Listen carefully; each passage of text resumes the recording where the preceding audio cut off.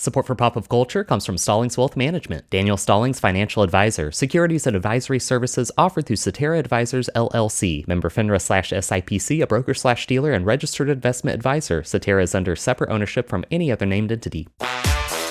This week on Pop of Culture, duos. We talk to two sets of local artists. John and Jenni Marsh are writing partners. And Ruthie, Berkey, and Randy Eyestone are independent musicians who have joined forces. They'll perform live in the Pop Studios. Also, this week's beautiful thing takes us to a hot day in the summer. We'll dive in coming up. Support for Pop of Culture comes from Stallings Wealth Management and from you. You might have seen a federal judge's recent ruling against an executive order to defund public media. This does not reverse our loss of federal funding. So, you are the reason local programming is still on IPR. Give today at indianapublicradio.org.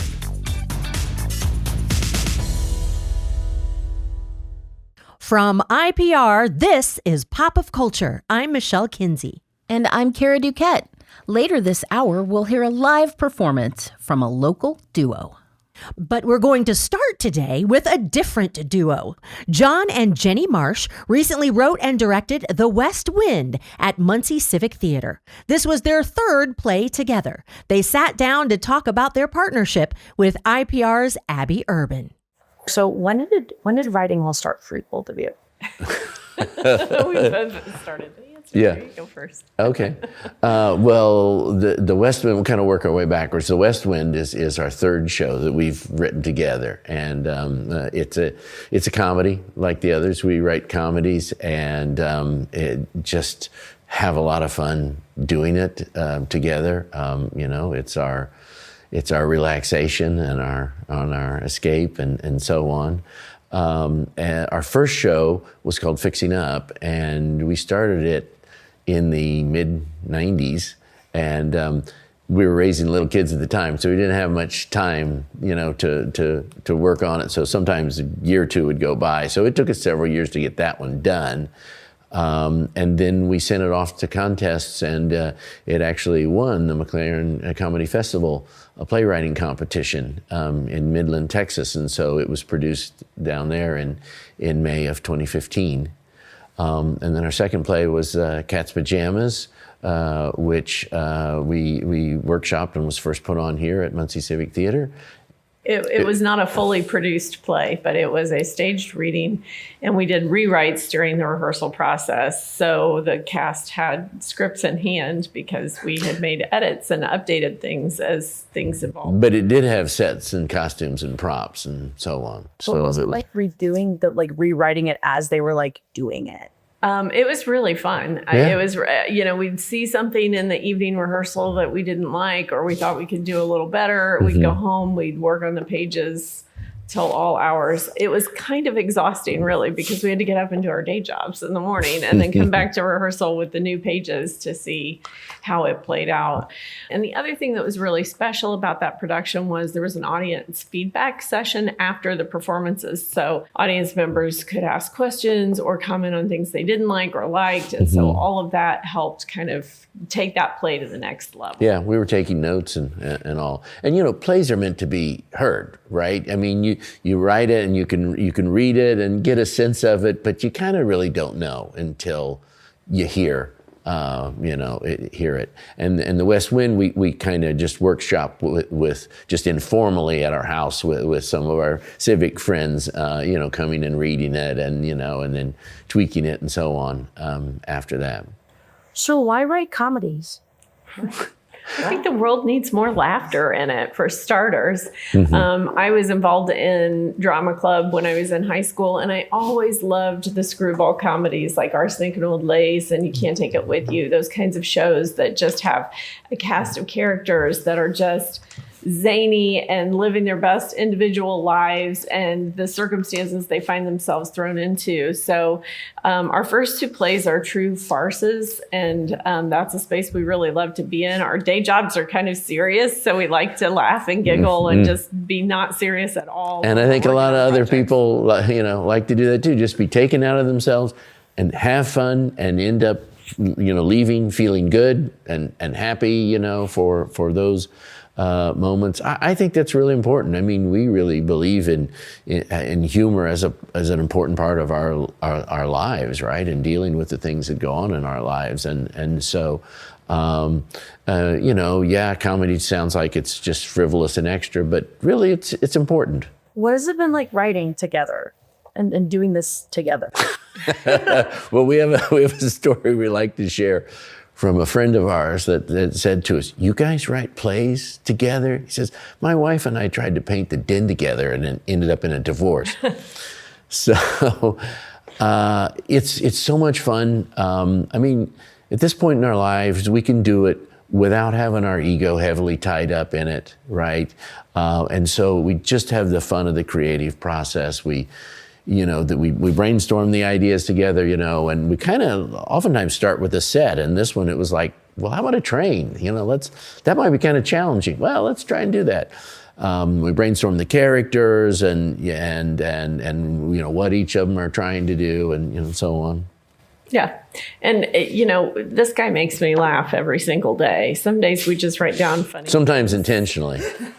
Sometimes we just write down the funny things that happen in real life, and that turns into a story or a play, which is certainly the case in Fixing Up, which is based on a couple that's fixing up their house and their brother. And it was kind of based on some real life experiences.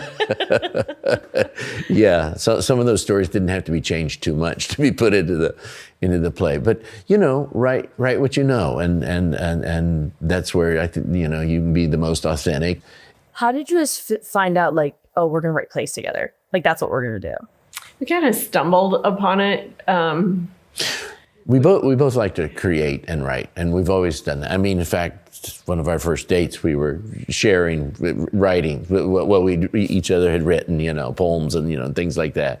I'd had an interest in theater, and she had a lot of performing experience in high school. And Well, and one night we were just talking about, wouldn't it be fun if we could fix his brother up with someone at the time? And then we're like, oh, wouldn't that be a fun plan? What if we tried to host something in this disaster of a house we're fixing up right now? We're doing it ourselves. Wait, does he know that character is based on him? Yes, this might be a reveal right here for your audience. Yes, he does. What has been your favorite to either write or to direct, or both? Well, we kind of stumbled into the directing process. Michael O'Hara had directed Cat's Pajamas, and he was on tap to direct Fixing Up when it was going to be produced here at Civic. And a scheduling conflict prevented him from being able to do it. And Civic said, why don't you guys direct? We've been wanting to get you to direct shows for a while now. Let's see what you can do. And so we directed that show and absolutely loved it. We loved it, yeah. And they invited us to come back. And so we directed The Importance of Being Earnest, which was a really magical experience. Mm-hmm. We just had a phenomenal cast. It's a brilliant play by Oscar Wilde, and we had fun with the set and the staging, and it was a fantastic experience. Yeah. So when it came time to put this play into the consideration for this season, they said, would you direct? And we said yes. We love it. We love the collaborative process of it. We love the fact that, everybody is coming here, to enjoy themselves, to express themselves, to tap into their creativity. And it's so interesting to sit with pen and paper or at the computer and imagine this world and imagine these people. But the amazing, talented cast we have made these people whole. Why do you think it's important for local artists like yourself to have voices in local art spaces like the Civic? Art and culture creates greater empathy and understanding of the human condition and relationships. And the more you expose yourself to stories and culture, the more empathy you have, the more you understand your fellow humans and are more likely to just be respectful, be understanding, give some grace. And I think it's really, really important that Muncie foster creativity and culture and arts, because that just fosters better citizens. It takes a lot of courage, for people to, do creative things and put themselves out there. And here I'm crediting the cast and crew and so on, tremendously. They come in here and they're stretching themselves, right? And that pays off so many benefits in your life, right? You people who push themselves and those kinds of experiences, it's just going to pay off benefits in how you deal with life. So what's next? Do we know what's next? We have a play in the works. It's mostly just us talking about it over breakfast and jotting down notes and then finding all those notebooks and notes and starting to put some pieces together. We have an idea for a show that is actually not a play, but a dance. So we're working on that. I mean, we have different ideas, and we just pursue them on the side as we find time. And we're going to be directing next season on the main stage. We'll be directing the Christmas show, It's a Wonderful Life. And we're very excited about that. Yeah, super excited about that. A very fond, sentimental favorite, for sure. Well, thank you guys so much for meeting Feet in It and talking to Feet Bad. I really appreciate it. Thank you. Thank you, Abby. We appreciate it. That was John and Jenni Marsh speaking with IPR's Abby Urban. This interview was produced by Stephanie Weekman. We started today with a playwriting duo. Now we have a musical duo. And before we get into this interview, a warning that there is a brief mention of suicide near the end. We are in the IPR studios talking with Randy Eyestone and Ruthie Berkey.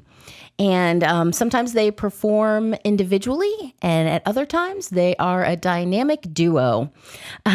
So I would like you to start, one of you, by talking about your musical journey. And Ruthie, let's start with you. I started singing, 20 years ago or 30 years ago at the Civic Theatre. Okay. Was my first public singing. And now I sing the national anthem at numerous events. The Vietnam Veteran Memorial Service on Veterans Day and Memorial Day. Randy sang with me this last Veterans Day. And I sing at the Senior Citizen Center. The first Saturday every month, they have a veterans breakfast. I am a Navy veteran. And they're also having, I want to plug this, dedication of the Revolutionary War Monument on the 11th at 10 o'clock at the Senior Citizen Center. Okay. Are you going to sing at that? Yes. Okay. And what will you be singing there? The national anthem. Okay. And that is usually what you sing? I do that, yes. And then I also go to various jams around town. There's numerous open mics. Mondays, every other Monday at the Guardian. Tuesdays is at Elm Street, and Room 5 is on Tuesday and Wednesday. And Thursday, Governor Davis Memorial Blues Jam is at the Oasis from 8 to 11. We're very familiar with all of these venues and opportunities. I would like to know, because of your service to our country, is that what makes you so excited about sharing the national anthem in this way with so many groups? It's an honor. It's an honor to have the ability to sing that, and it's an honor for me as a military veteran to sing it. Well, that's a beautiful thing.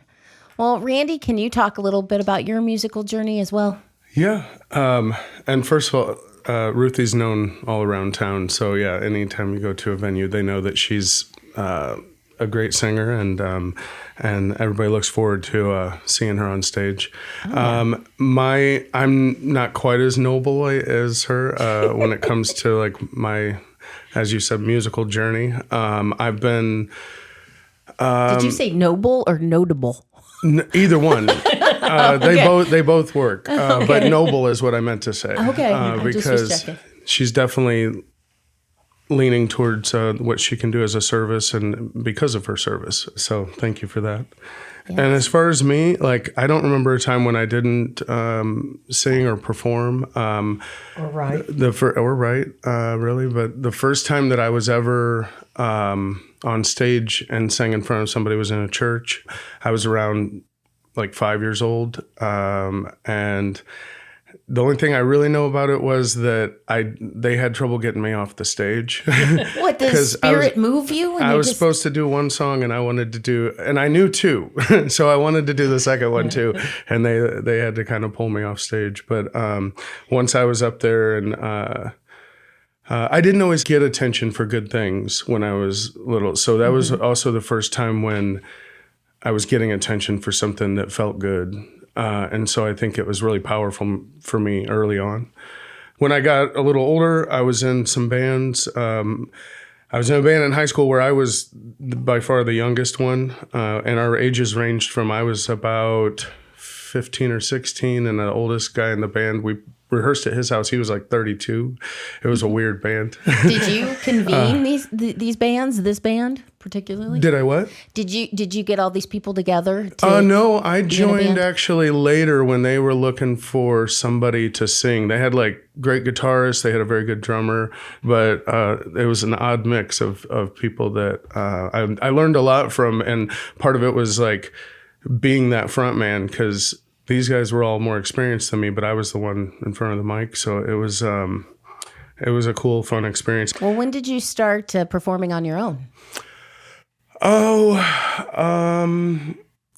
would say once I could. So I've always done things like open mics, though, for instance. So I'm originally from Indiana, but I've moved around a lot. I'm a bit of a nomad. And Indiana called you back? Yeah, it tends to.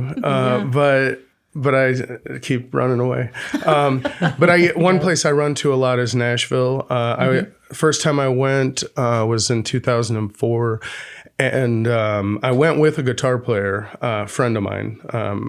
I guess I always lead with what their instrument is before they're a friend of mine too. But he was a really great guitarist and good friend, and we lived there for a short time, and we did things like open mics, and he would just play, but sometimes he would for whatever reason wouldn't go, and I would even do like a cappella open nights, which is very daunting when everybody in Nashville is a virtuoso on their country guitar, and I'm just up there like singing my original songs. Like it was more like poetry with like a good melody to it. You gotta love that. But I've always written. I've written a few times with other people. Nothing necessarily that's too notable, but it's always fun to do that as well. But most of my writing I do by myself. And Nashville is great for many, many things. But when I went there, I found out really quickly, I wasn't looking in the right place. I was looking at like Broadway, and you had to know 1,000 country covers and wear a different kind of hat than I wear and different things, So I felt like I didn't fit in. I wish I would have found East Nashville faster, because East Nashville is where the songwriters and the hippies and the people that don't like hanging out on Broadway. I don't want to knock Broadway. Broadway is no, you just found your tribe. But and that's where I did end up in Nashville again, and ended up living in East Nashville. And again, wish I would have known that 20 years earlier or 18 years earlier. Well, you found it now, and you're here now, the two of you. So we would like to hear the duo perform. Can you do that for us? Yeah. So this one is Worthy of a Song is the name of it, and it's kind of about trying to just do something every day that's worth writing about, and or at a minimum finding something to write about in that day. It means a few different things to a few different people, and so that's the cool thing too, is I might write it about something and it means something to me, and it'll mean something different to everybody who hears it, and so that's cool. But this one is Worthy of a Song is the name of it, and it's kind of about trying to just do something every day that's worth writing about, Love it. and or at a minimum, finding something to write about in that day. It means a few different things to a few different people, and so that's the cool thing too. Is I might write it about something, and it means something to me, and it'll mean something different to everybody who hears it, and so that's cool. But let's try it.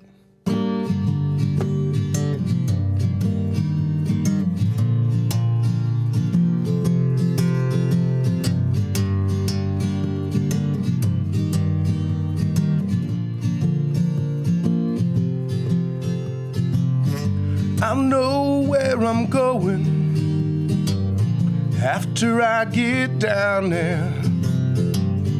You know I'm leaving when I'm gone. Right here, right now, today we are together. Make this day worthy of a song. Make this day worthy of a song. We should take a nice long walk. We could have a nice long talk. Maybe have a drink or two or three. See where the evening takes us. Feel how sativa wakes us. Offer up myself. You open up to me. Offer up myself as you open up to me.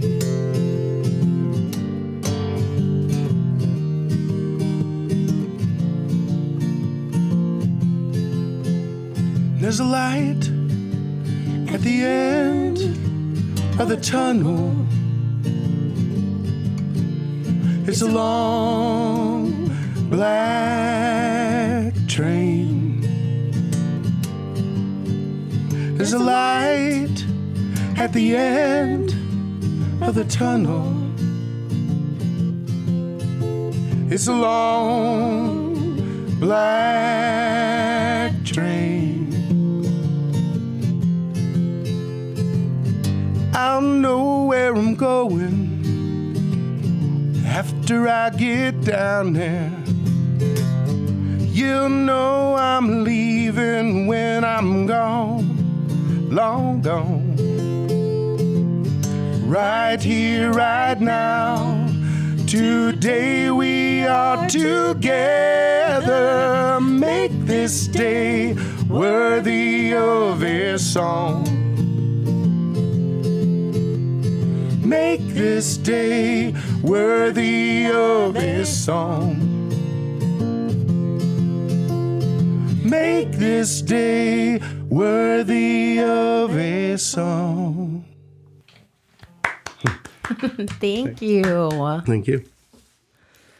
Where can we find y'all online or in person and hear some more? Very little online, but because of knowing I was coming here, a friend of mine was like, hey, put a bunch of your stuff up on SoundCloud. So on SoundCloud, I'm under just go by my last name, which is Eyestone, and that's Eyestone. And you can find that on SoundCloud. There's a lot of other really cool music, and from the most famous people down to somebody who has one song, and I'm somewhere in the middle. But I put up 30 songs in the last 2 days of just stuff that I already had recorded on my phone or recorded with other people in different studios. Just most of it's just me though, and Bela Negra, my guitar. Bela Negra? Bela Negra. It's my Black Beauty, and she's a Spanish guitar, so it's Bela Negra. Excellent. Well, do you mind playing one more for us? Yeah, I could do one more. I don't know if we have any others that we do together, but I could do something. Yeah. I think that'd be just fine because we talked about... I was talking about Nashville earlier, and I just... A really good friend of mine... I thought I was writing this song about myself and realized I was writing it about a good friend of mine named Mark. And this song's called The Saint. And it's another one that means different things, different people, but... That's the best kind of song, right? Yeah. So.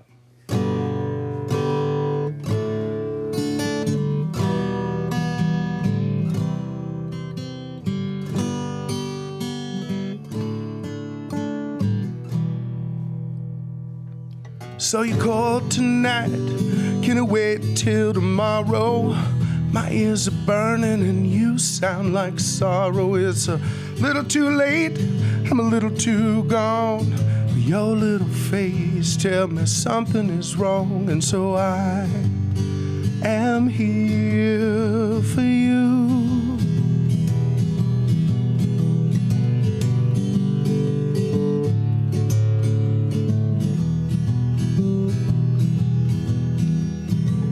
Come inside, come out of the weather.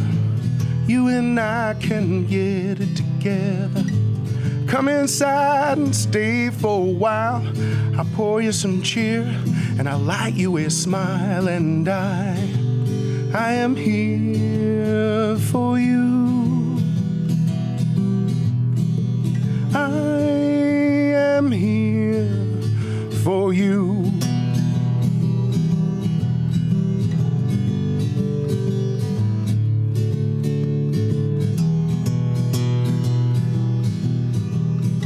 If you're too wired, I can help you down. If you're too tired, I can turn you around.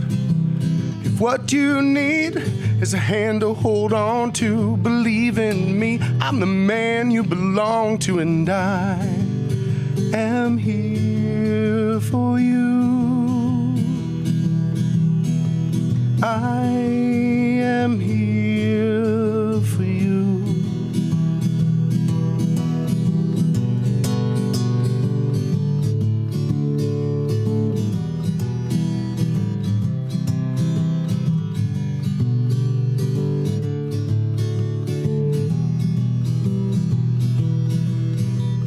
Got what you want, I ain't what you need. What you need is space between you and me. And as for tomorrow, you never can tell. And you can't drink the water from a wishing well. But I am here for you. I am here for you. I am here.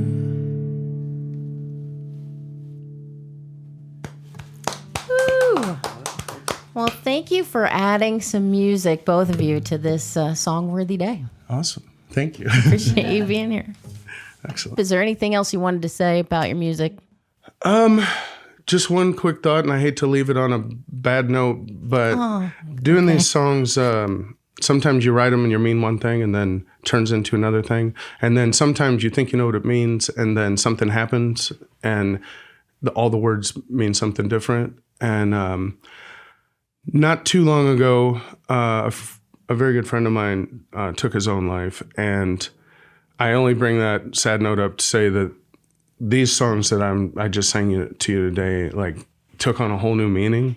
And if anybody happens to hear this and that's something that you're thinking about, please don't do it. I know you think that you might be a burden on people that you love, but there's nothing like the burden after you're gone that you feel. So I just want to say, just give somebody a call, email me at Eyestone Music to Gmail or something. We'll talk about it, but please don't do it. Thank you so much, Randy, for sharing and thank you saying that very important, those words. If you or someone you know may be considering suicide or is in crisis, call or text 988 to reach the Suicide and Crisis Lifeline.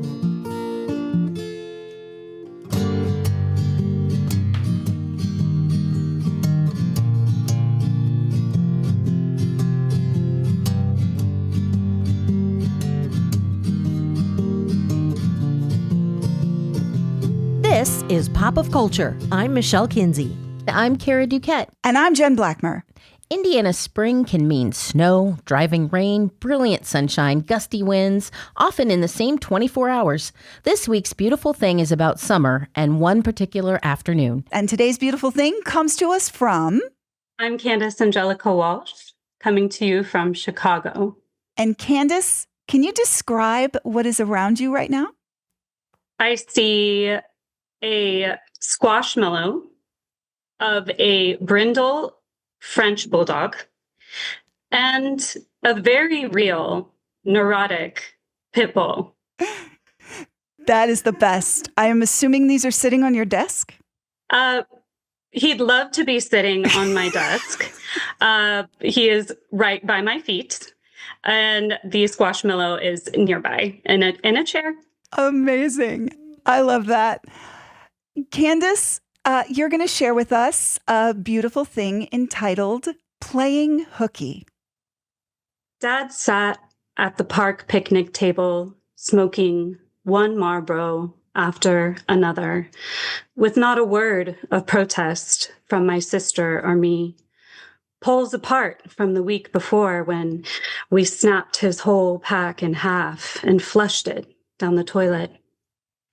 We were extending some grace in exchange for the freedom of a Tuesday outing during the school year, not yet knowing he'd lost another carpentry job, that we wouldn't be going back to Baldwin Elementary anyhow.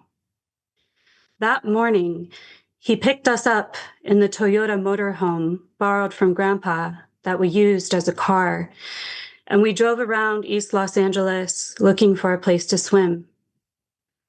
On the floor, amidst the empty McDonald's bags and mobile oil bottles, I magically found my rainbow one-piece from our lake trip a month prior, and my sister threw on one of Dad's big white Hanes work shirts over her underwear. We settled on a park with a 2-foot deep wading pool, and for hours we played mermaid royalty to a handful of preschool kids who didn't yet know how to judge us. The afternoon sun haloed our court and warmed us to a glowing notion.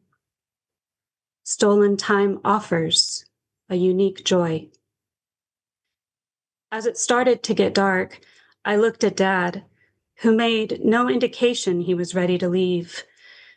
He took another deep drag and blew smoke toward the scorched sunset and the coming tomorrow, like a summons to a duel. Candace, thank you for sharing. That was lovely. Stolen time offers a unique joy. That really jumped out at me in regards to this picture of this moment that you are sharing with us. What inspired this piece for you? So originally, I had written or attempted to write a novel, or what a lot of us call autobiographical novels. And I reverse engineered it for Beautiful Things. And it was interesting because when I called upon the memory itself, I had already written so much description that I felt like I had to do if it were fiction, that it became so much more alive and palpable as the truth. Oh, wow. So I think that a lot of nonfiction writers, and maybe I'll just speak for myself, but it feels like sometimes you're writing, this happened, then this happened, then this happened. But I took an amazing workshop with Claire Dieterer, who is just a phenomenal memoirist and critical writer. And she said, fiction is addition and memoir is subtraction. And although that's very drilled down or boiled down, if you want to call it, it really made sense to me, because when you're creating an entire world, you focus on the little nuances and details that you otherwise wouldn't if you're just assuming the page knows what happened, that you're thinking of the memory and you're reiterating it because, of course, the reader sees what you're seeing, but that's not always the case. So for me, it was very much going back to the drawing board and seeing what needs to be here, in order to capture, this moment. And that was where the subtraction came in. What needs to not be here? You also make a lovely use here of that tension between maybe a positive moment and not so much. I mean, when I was reading this, I was thinking about my parents and the things that I knew they were dealing with when I was a kid, but that I really didn't know they were dealing with. This idea of mermaids in a swimming pool while your dad is obviously worried about what comes next. So these moments of maybe joy that we remember or are imprinted in our brains, but yet when you begin to pick it apart, you're like, what's really happening here underneath? Yes, that's so insightful. I mean, I just took a scene class with a brilliant writer, Maria Hornbacher. She had recently shared, when you write in the present tense, there's a sense of innocence to it because you don't know what's coming next, right? So reverting back to a memory and going into the present tense, first person, if you're reflecting on a childhood moment, it really creates this sense of innocence because you don't know what's happening next. And I think I chose in this particular piece to write in the past tense because it felt like I wanted the subtext to be that a little bit of that ominous sense of like, oh, there was more going on than I really realized at the time. Yeah, and that I think is clear too. In the end of the first section, you say, we wouldn't be going back to Baldwin Elementary anyhow, right? So you had this expectation as a kid, but then looking back, it wasn't fulfilled. The other thing that really struck me when I first read this is just the first moment where it pulls apart from the week before we snapped his whole pack in half. And here's the thing, right? I don't know if it was, kids of a certain generation or not, but I did the same thing. My God, how funny. And my father smoked Marlboros. And I did the exact same thing to both my mother and my father because we were learning all about, why you shouldn't smoke. And then to see the people you love most in the world doing it was so hard. Exactly. It was so hard. And it was so heartbreaking. All the DARE programs, all that stuff were like, you're on, the pathway to hell. Yeah, right. Marlboro Reds are the gateway drug. Yes. Well, and they would get so mad, but I remember a conversation with my mom much later, and she looked at me and said, thank you for that. And I was so taken aback by that. But from her perspective, and she told me, she goes, it's because you cared. And I was like, yeah, of course I did. Mom, you're my mom. Yeah. Yeah, how funny you did the same thing. I know. And I think that what to me is so fabulous about that moment and starting off your piece with that moment is that you're setting up this dynamic of care for this person who is obviously troubled, obviously having issues. He just lost his job and, you were probably going to move. And yet, here you are, you and your sister just caring so much. Yeah. Yeah. Yeah. Well, Candace, I can't thank you enough for taking some time and sharing this moment with us. Thank you so much. Just this lovely, lovely micro essay. Candace Angelica Walsh is a Best of the Net nominee and a finalist for the New Ohio Review Nonfiction Prize. Her work has appeared in Gulfstream Magazine, River Teeth, Midwest Review, and elsewhere. Originally from California, Candace now resides in Chicago. Candace, thank you so much. Thank you so much, Jen. This story comes from IPR's collaboration with River Teeth's Beautiful Things, a weekly magazine of micro essays. More at riverteethjournal.com. I'm Jen Blackmer. I'm Kara DuQuette. And I'm Michelle Kinsey. No matter the weather outside, the Pop of Culture podcast is delivered into your feed every Friday at noon. Find us on the NPR app, Apple Podcast, YouTube, or wherever else you listen to shows.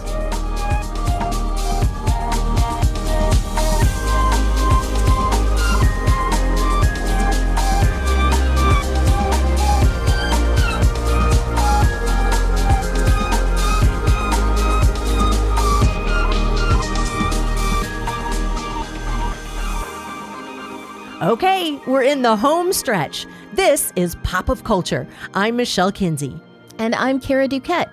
It's time for our regular What Are You Working On segment. It's funny you should mention stretching, Michelle, because this week's guest stretches glass. Here's our co-host, Maya Doss. Today on the show, I have Brent Cole, an associate professor of art at Ball State. Thanks for coming on the show, Brent. Thanks for having me on the show, Maya.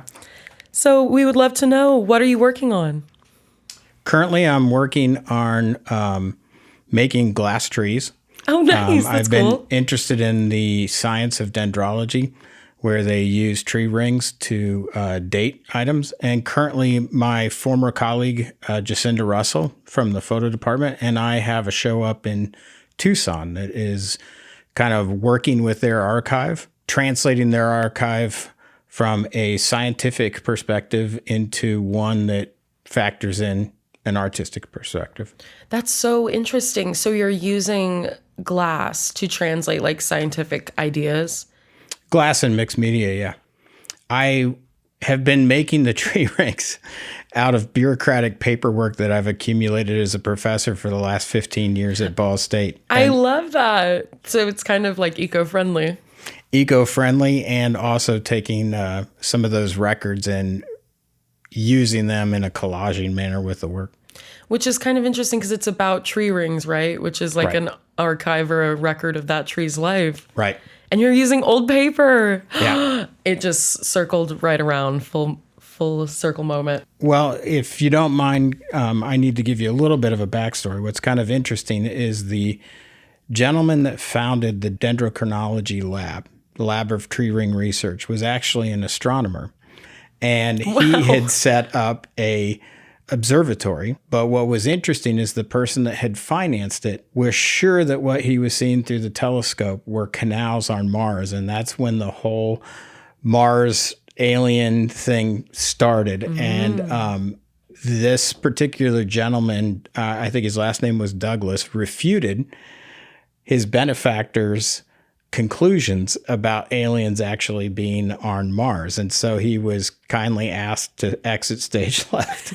And so he went to Tucson and started an observatory there. But the way he got interested in dendrochronology was he was trying to prove that he could find where solar flares had happened because of tree rings. Ooh, that's interesting. And he wasn't able to see it come to fruition in his lifetime, but they did recently prove that you can actually see where these solar flares happen. But Arizona became a perfect place because the tree sections can be stored and can be stored in a manner in which they're kept dry. Right. And I've been making some fungus. And so I ended up making it so that some of these fungus were kind of growing off of this tree ring research. So I was interested in this thought that, like, you know, through some of our own endeavors, we've set this system in motion where the things that we feel like we need to save that are giving us knowledge are actually things that we're destroying at the same time. So what have you learned from this project that you've been working on? I've always been interested in navigational methodologies. So I made work about buoys. I've made work about the stars. I'm still making some work about the stars, but a lot of it is my interpretation of like making my way through life as an artist. And as you know, as a fellow artist, it's not always an easy path and it's not always laid out in front of you. And so I try and express that. For me, the interesting thing is thinking about astronomical time and thinking about how short our time on the planet is and overlapping kind of my history and then maybe the viewer's history with acknowledging, you know, how small of a bandwidth we actually have on this planet. That's fascinating. I feel like you have such big conceptual ideas that you're trying to navigate. And it's almost like this feeling of, I have this one small little human life, but I'm so in awe of all the wonders of the world. Like, yeah, exactly. Where do I fit in all of that? Right now I'm working on a wedge of the sky. And so I have to go and get it water jet cut. And then I will take that flat sheet of glass that has stars on it and then try and slump it over kind of a portion of the globe wedge. And then what I want to do is make it look like a portion of the sky is missing out of like this dome or hemisphere like you would see at the planetarium. Like Chicken Little. Like Chicken Little, yeah. The sky is falling. Yeah. Sorry. Seems to be apropos with the time we're all dealing with. So. Yeah, it does feel appropriate. Well, that's super cool. I love hearing about how my professors that I've had in the past are actual artists that have really amazing ideas. So you work almost every day over at Marilyn K. Glick Center for Glass. Yes. For the listeners, Brent is a masterful glass worker. Watching him, it feels like watching a wizard. And you're teaching classes this semester? I am. I'm teaching 2 intro to glass classes, and then I'm teaching an immersive class where we are taking on the new University Hotel as a client. And we are responsible for, as a class, for designing and making the elements that will be in the hotel lobby. How do you, as an artist and a professor, balance that? Like, I am a guiding light for others, but I'm also charting my own path in my artistic practice.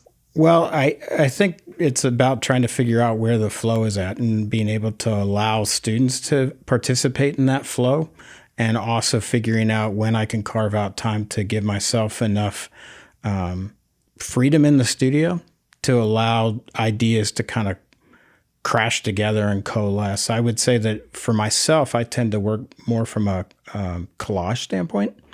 I'm thinking about concepts and making work. You know, I'm thinking about things conceptually being collaged, that like this thing I'm not sure about and this other thing I'm not sure about, but by happenstance, maybe there's a relationship between those two things, and maybe I can leverage that towards something that I hadn't thought about and maybe the viewer hadn't thought about. What draws you to the different mediums to express different ideas?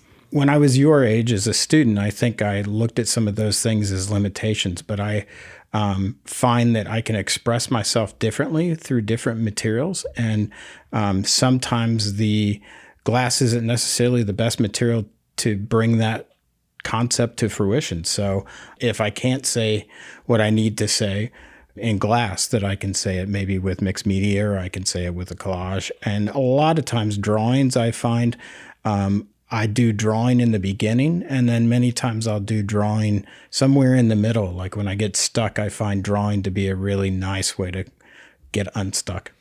Totally. I agree. I wanted you to maybe explain for our listeners what the difference is between working in like a hot shop and a cold shop, and the different artistic possibilities you can get from those spaces. Well, as you know, having taken the class, the material that I've decided to spend a lot of my time in is not a kind material. It's very hard. So when it's hot, it's not kind. And when it's cold, it's not kind. But I think its material characteristics keep drawing me back. We have preconceived notions of what the material can do, but the material can look like a lot of different things. And it's interesting because we fall into all of these tropes. And I think one of the things that we hear over and over again is that, it's about fragility and it's about, ghost-like images. And I'm hoping that I can go beyond some of those standard tropes that happen when you talk about work out of glass. Many times we're having to use other materials to either support or hang or augment the material. And it's nice to try and bring in those characteristics into the conversation.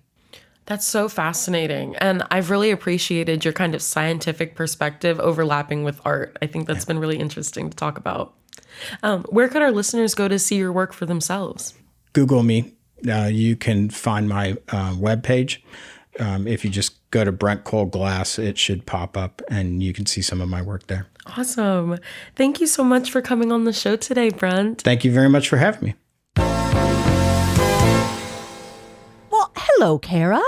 Well, hello, Michelle. And hello, Dolly. The show opens this weekend at Muncie Civic Theatre. With humor, romance, high-energy dancing, and iconic songs, this musical follows a wealthy and cantankerous widower as he hires the irrepressible Dolly, professional matchmaker, to help him find a wife. 288-PLAY is the number to call for more info. The Dolly Bombs, featuring founding Flaming Lips bassist Michael Ivins, will perform Saturday, April 11th at Be Here Now in the Village. The band has been described as passionate fuzz pop with an edgy twang.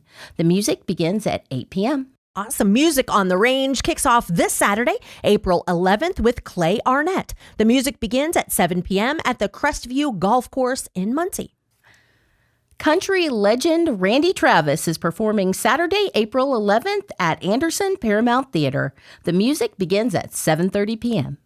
Mounds State Park in Anderson is inviting artists to paint in the park Saturday, April 11th at 10 a.m. So many beautiful spots to park yourself and paint. Parkplacearts.com has details. We are so lucky to have Mounds State Park. Indeed. Yes. The Muncie Artist Disorganization, MAD, will have its spring gathering at Mad Jack's in Muncie Saturday, April 11th at 6:30 p.m. It's a laid-back opportunity for creatives and makers and those who just love art and to hang out. Great. Ball State's Opera Theater will present The Marriage of Figaro Saturday and Sunday, April 11th and 12th at Sursa Performance Hall. The Marriage of Figaro continues the plot of The Barber of Seville several years later and recounts a single day of madness in the palace. Ooh. Ooh. Lee Alverson's tribute to Elton John will take the stage at Portland's Arts Place on Saturday, April 11th at 7 p.m.